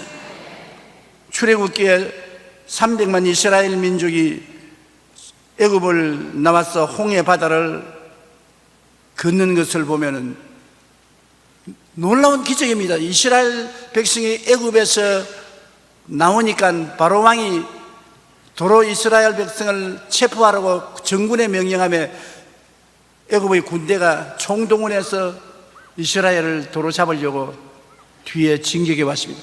이스라엘 백성은 홍해 숫가에 왔는데 홍해 바다가 가로막혀서 도망칠 수 없습니다. 이제는 완전히 포위되어서 죽을 수밖에 없습니다. 그래서 탄식을 하며 모세 보고, 모세야, 애굽에 장지가 없어서 우리를 이곳에 불러내어서 죽게 하는가? 그때 모세가 한 말이, 너희는 가만히 있어 하나님께서 너희를 위해서 싸우는 것을 보라. 오늘 너희가 본 이 애굽 사람을 영원히 보지 못하리라. 그러고 난 다음에 하나님 앞에서 하나님 말씀대로 지팡이를 홍해 바다 위에 내밀매 밤새도록 바람이 불더니만 홍해가 갈라졌습니다. 그리고 갈라진 홍해를 통해서 육지와 같이 300만 이스라엘 백성들이 걸어서 건너간 것입니다. 믿음의 역사가 이렇게 큰 것입니다. 이것이 무슨 특별한 수단과 방법으로 홍해 바다가 갈라진 것이 아닙니다. 그들은 하나님을 믿을 때 하나님의 기적이 일어난 것입니다. 출애굽기 14장 21절로 22절에 모세가 바다 위로 손을 내밀매 야훼께서 큰 동풍이 밤새도록 바닷물을 물러가게 하시니 물이 갈라져 바다가 마른 땅이 된지라. 이스라엘 자손이 바다 가운데 육지로 걸어가고, 그 다음에 이스라엘이 바다를 건너서 광야로 지나가니까 낮에는 구름 기둥이 와서 그들을 덮어주어서 뜨거운 햇빛을 가려주시고, 밤에는 불기둥이 그들의 어두움을 밝혀준 것입니다. 체험적인 신앙이란 이처럼 우리 삶 가운데 믿음의 생활을 실천하며 기적적 창조의 변화를 가져오는 것을 믿는 것입니다. 여러분, 우리가 믿는 하나님은 체험적인 하나님이신 것입니다. 관념적인 하나님이 아닌 것입니다. 철학적이고 심리학적이고 학문적인 하나님이 아니라 지금 살아계신 하나님인 것입니다. 오늘 이 시간에 여러분 살아계신 믿음을 여러분 마음속에 받아들이면 여러분 가운데 이 자리에서 기적이 일어납니다. 영혼이 잘됨같이 범사에 잘되며 강건한 역사가 일어나게 되는 것입니다. 그러면 이 실천적인 믿음의 자격과 방법은 어떤 것입니까? 누가 이런 믿음의 역사를 할 수 있으며 그 믿는 방법은 어떠냐고 물을 것입니다. 아무나 믿음의 역사를 할 수 없어요. 시장에 가서 장사하는 사람하고 당신 믿음으로 장사하십시오 한다고 하나님 기적이 일어나는 건 아닙니다. 그렇지 않으면 학교 가서 공부하는 학생 붙잡고 믿음으로 믿습니다. 그러면 공부 잘할 것이니 그렇게 해보라. 그런다고 되는 거 아닙니다. 누구에게 믿음의 역사가 일어날 수 있느냐? 예수님의 제자들에게 그 일이 일어날 수 있는 것입니다. 예수님을 믿고 예수님의 제자가 된 사람에게 하나님이 그 믿음을 사용하여 주시는 것입니다. 마가복음 8장 34절에 무리와 제자들을 불러 이르시되 누구든지 나를 따라오려거든 자기를 부인하고 자기 십자가를 지고 나를 따를 것이라. 자기 육신의 정욕, 안목의 정욕, 이생의 자랑을 버리고 주님을 따라서 믿는 제자들을 하나님께서 기적으로 함께하여 주시는 것입니다.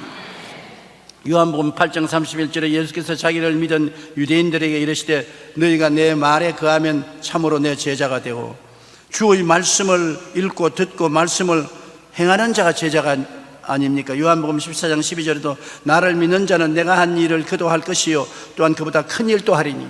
예수님을 믿고 제자가 된 그 사람들이 예수님이 한 일을 자기들도 하고 큰 것도 할 수 있는 자격이 있게 되는 것입니다. 예수 안 믿는데 믿음의 역사가 일어나지는 않습니다. 믿는 자에게는 이런 표적이 따른다고 말하는 것입니다. 따라 말씀하세요. 믿는 자에게는 이런 표적이 따르니. 오늘 예수님을 믿는 자이면 아멘 하십시다. 그러면 여러분의 속에 하나님이 주신 믿음의 역사가 활동하게 되는 것입니다. 요한복음 20장 30절에 예수께서 제자들 앞에서 이 책에 기록되지 아니한 다른 표적도 많이 행하였으니 오직 이것을 기록하면 너희로 예수님께서 하나님의 아들 그리스도이심을 믿게 하리 하며 또 너희로 믿고 그 이름을 힘입어 생명을 얻게 하리 함이라. 예수님은 수없이 많은 기적을 행하셨습니다. 그 예수님의 기적을 우리에게 사도들이 전달해 주는 것은 그를 통해서 우리가 예수님이 하나님의 아들인 것을 믿고 우리가 영원한 생명을 얻을 뿐 아니라 우리도 그 기적을 행할 수 있도록 하기 위해서 그렇게 하신 것입니다. 여러분, 예수님을 믿고 기적을 행한다는 것은 우리 평범한 생활 속에 꼭 필요한 것입니다. 우리가 급할 때는 예수님을 부르고 찾으면 주님이 기적을 행해 주시는 것입니다. 그러면 어떻게 우리가 예수님을 부를까요? 마가복음 11장 23절에 내가 진실로 너희에게 이르노니 누구든지 이 산들을 들리어 바다에 던져라 하며 그 말한 것이 이루어질 줄 묻고 마음에 의심하지 아니하면 그대로 되리라. 이 산들을 들리어 바다에 던지라고 하며 그 말하는 것이 이루어질 줄 믿으랬습니다. 말을 안 하면 안 돼요. 이 산들을 명하여 바다에 던지라고 말을 해야 돼요. 한번 따라 말씀해주세요. 너희 산은 예수님의 이름으로 명하노니 바다로 옮겨가라. 그렇게 말을 해야 되는 것입니다. 따라 말씀해서 나의 병은 예수 이름으로 명하노니 물러가라. 너희 귀신아 예수 이름으로 명하노니 묶음을 놓아라. 문제는 해결되라. 이와 같이 분명히 명령을 해야 되는 것입니다. 믿음이라는 것이 명령하지 않고 이루어지는 법이 없습니다. 분명한 수는 이 산들을 들려 바다로 옮겨라. 그렇게 해야 되고 그 다음에는 마음에 의심하지 말아야 되는 것입니다. 말로 했으면 그다음 마음에 의심이 안 들어봐야 되는데 마음에 의심을 잔뜩 가지고서 정말 될까? 정말 기적이 일어날까? 이런 생각을 하고 이런 말을 하면은 모든 것이 무효가 되고 마는 것입니다. 그런데 마음에 의심이 생기는 걸 어떻게 합니까? 의심 안 생긴다고 말하는 사람은 거짓말하는 것입니다. 명령을 하고 난 다음에도 의심이 생겨요. 마음을 비워놓으면 의심이 반드시 들어오는 것입니다. 그러나 의심하지 말아라고 야고보서 1장 6절로 7절에 말합니다. 오직 믿음으로 구하고 조금도 의심하지 말라. 의심하는 자는 마치 바람에 밀려 요동하는 바다 물결 같으니 이런 사람은 무엇이든지 주께 얻기를 생각하지 말라. 그러면 어떻게 의심하지 않고 믿을 수 있습니까? 말하고 난 다음 생각을 긍정적으로 꽉 잡아야 되는 것입니다. 할 수 있다, 하면 된다, 해보자, 기적이 일어난다, 좋은 일이 일어난다. 생각을 바로 잡아야 되는 것입니다. 마귀는 생각을 통해서 의심을 가져오는 것입니다. 그리고 생각을 놓아두면 안 됩니다. 생각을 긍정적으로 바로 잡아야 되는 것입니다. 아침에도 일어나면 여러분 그날 좋은 일이 일어날 것을 믿으면 마귀가 와서 말합니다. 좋은 일이 일어나기는 뭐가 일어나? 오히려 나쁜 일이 일어날지도 모른다. 그런데 말씀으로 마귀의 의심이 들어오지 못하게 점령해야 되는 것입니다. 그럼 말씀으로 뭘 할까요? 나는 행복하다, 나는 기쁘다, 나는 즐겁다, 나는 평안하다, 나는 건강하다, 나는 좋은 일이 일어난다, 나는 형통한다, 기적이 일어난다. 마귀가 가만히 보니까 들어갈 자리가 없습니다. 전부 다 긍정적인 시인을 하니까 한 길로 왔다가 7길로 떠나가 버리고 마는 것입니다. 긍정적인 생각을 끊임없이 해야 의심이 들어오지 않은 것입니다. 잠언서 4장 23절에 모든 지킬 만한 것 중에 더욱 내 마음을 지켜라. 생명이 그러니 이에서 남이라 했는데, 이 마음을 지키기 위해서는 생각을 해야 되는 것입니다. 에베소서 3장 20절에 우리가 구하는 것이나 생각하는 모든 것에 넘치도록 능히 한다고 했기 때문에 생각을 긍정적으로 해야 되는 것입니다. 그리고 생각만 하고 있으면 안 돼요. 여러분께서 믿었으면 이루어지는 모습을 꿈꿔야 되는 것입니다. 바라고 소원하는 것을 꿈꾸고 바라봐야 되는 것입니다. 사람은 마음속에 기대를 가지고 바라보지 않습니까? 마음에 소원하고 바라보는 것을 꿈꿔야 되는 것입니다. 마음에 그려봐야 되는 것입니다. 그렇기 때문에 여러분께서 입술로 긍정적인 시인을 함과 동시에 마음속에 바라는 것을, 꿈꾸는 것을 끊임없이 바라봐야 되는 것입니다. 바라봄의 법칙인 것입니다. 여러분 무엇을 원합니까? 건강을 원합니까? 건강한 모습을 바라보십시오. 사업이 잘 되는 것을 원합니까? 잘 되는 사업을 바라보십시오. 사랑을 원합니까? 사랑하고 있는 여러분 자신을 바라보십시오. 바라보고 있다는 것은 놀라운 기적을 가져오는 것입니다.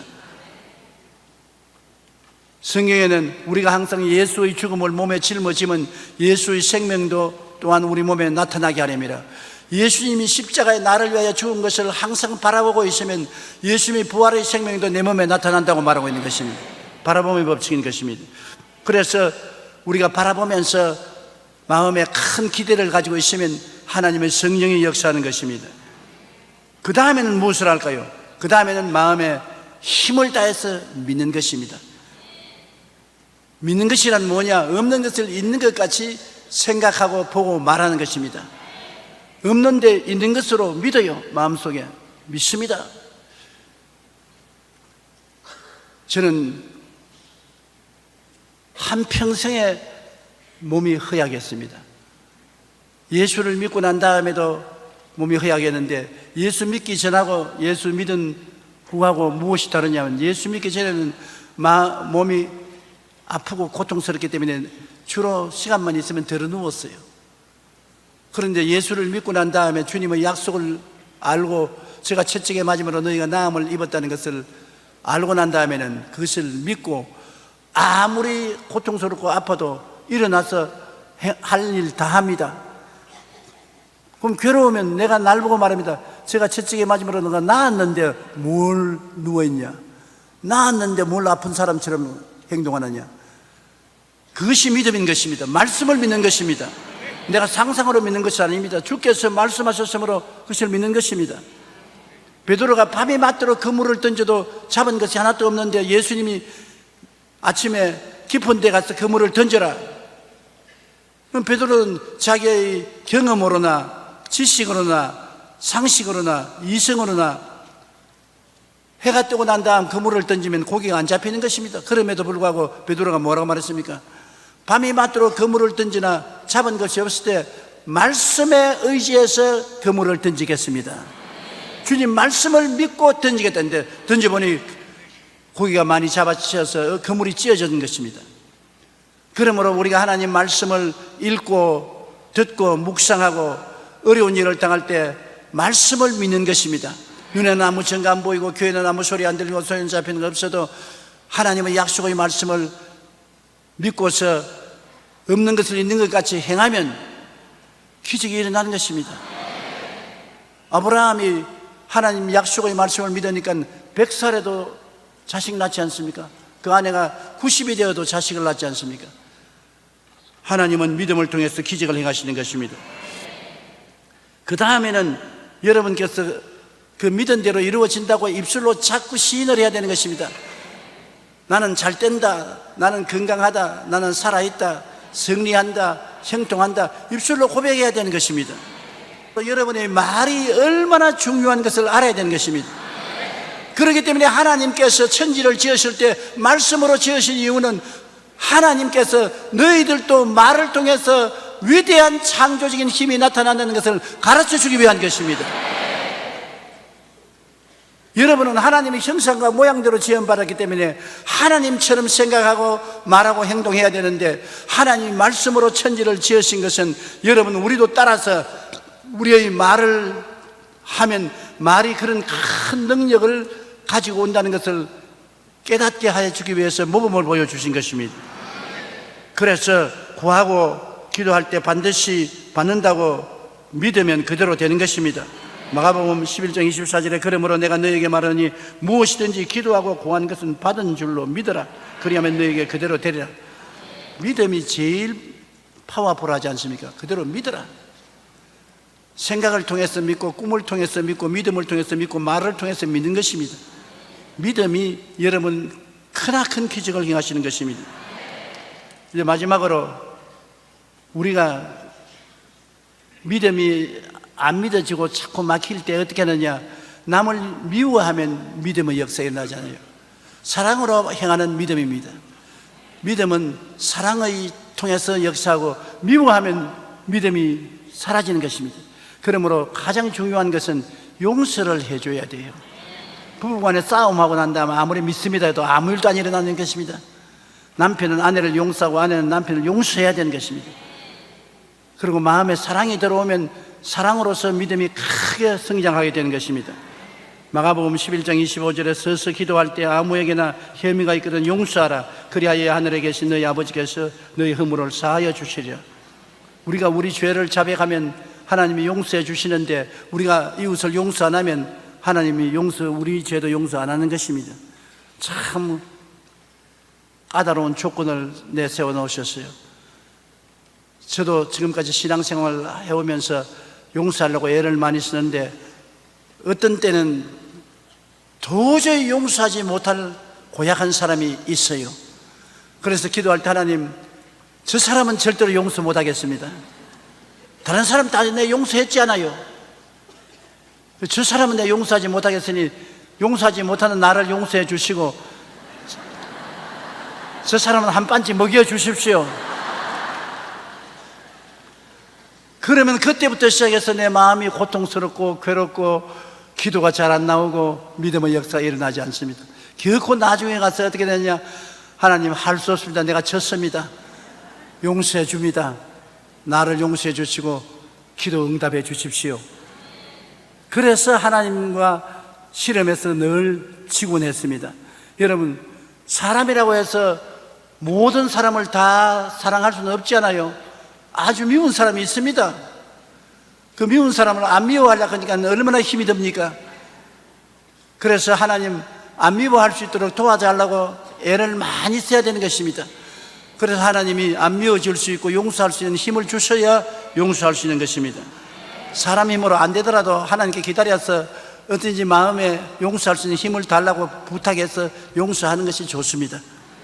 내가 용서하면 내 죄도 하나님이 용서해 주시기 때문이에요. 하나님께 회개하면 쉽게 용서를 받을 수가 있는 것입니다. 요한 1장 9절 우리 다 같이 한번 읽어보십시다.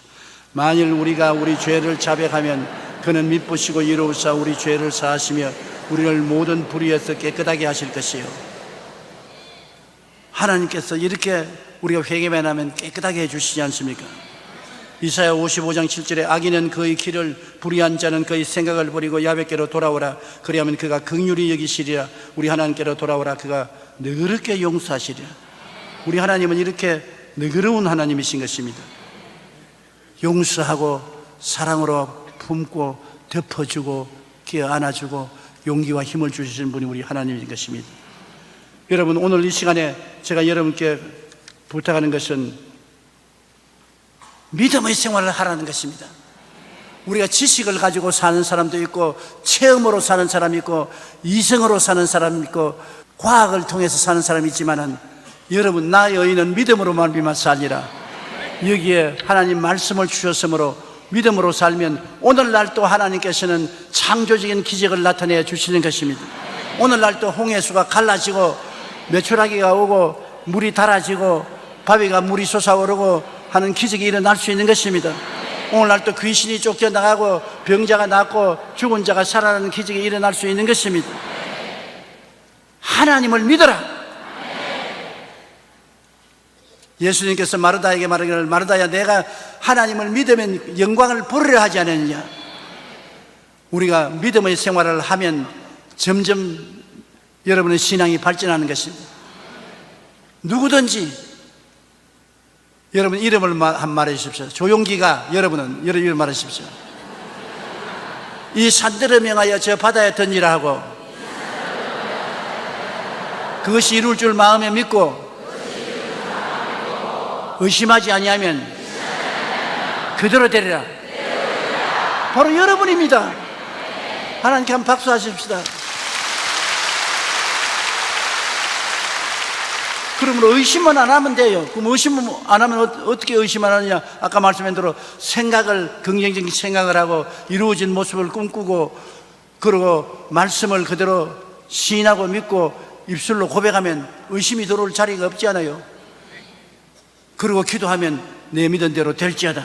기적이 일어나게 되는 것입니다. 우리 다 같이 고개 숙여 기도하겠습니다. 하나님 아버지, 우리는 믿음으로 살아야지 감각으로, 지식으로, 인간의 이성으로, 인간의 경험으로 살아서 문제가 해결되지 않습니다. 믿음으로 말미암아 하나님의 기적을 가지고서 우리가 살아야 되겠습니다. 오늘날 교회가 기적이 사라지면 교회가 아니라 학교가 되고 맙니다. 우리 모든 사람이 교회에 들어갔다 나왔다 하면서 기적을 체험하게 도와주시옵소서. 오늘도 내 아버지 하나님, 우리가 말씀을 통해서 이 교회를 떠나기 전에 기적을 체험하고 나가게 도와주옵소서. 예수님 이름으로 기도합니다.